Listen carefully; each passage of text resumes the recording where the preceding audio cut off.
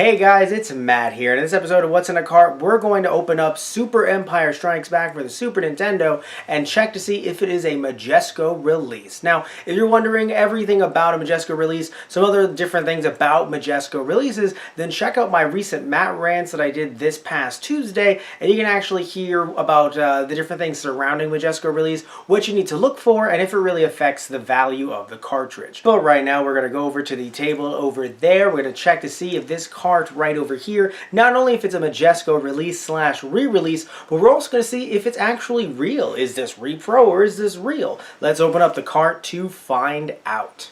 So let's open this baby up, but before we do, let's look at the label a little bit, and as you can tell, there's a little bit of damage here and there, but having these games for nearly 20 years, sadly that can happen over time. On the front label of the game, you can see that it says made in Mexico, not assembled in Mexico, which is odd because assembled in Mexico is a surefire way to tell whether or not something is a Majesco re-release. Turning the cartridge over, you can see that it's property of me, Matthew Christopher Marrero. My mother and I put that on when I was a wee little one.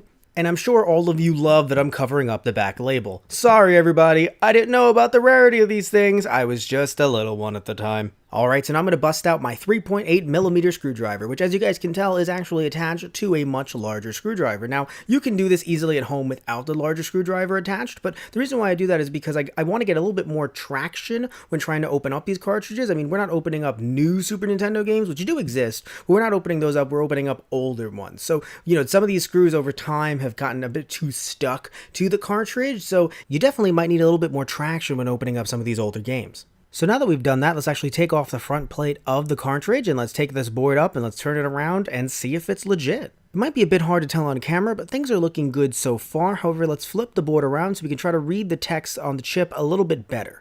This is looking great. Not only do we see the release date right there, 1990, but we also see Nintendo written on the board. And guys, if you're buying an original old school Nintendo game, doesn't matter even if it's a third-party Nintendo game, if Nintendo wasn't on the board, you're gonna have a bit of a problem. This chip over here is also good as well. And we can also see Mask-ROM U1, which is something that's written on a lot of the different boards that we've seen for Super Nintendo games. So from the looks of it, this game is real. And look at that. Super Empire Strikes Back is real. So before we wrap this thing up, though, I want to thank you all so much for watching another episode of What's in a Cart. Please remember to like and subscribe if you liked the video. If you didn't like the video, you can still like and subscribe either way. Thank you all so much. Love you guys. Take care and tune in next time for another episode of What's in a Cart. So, see ya.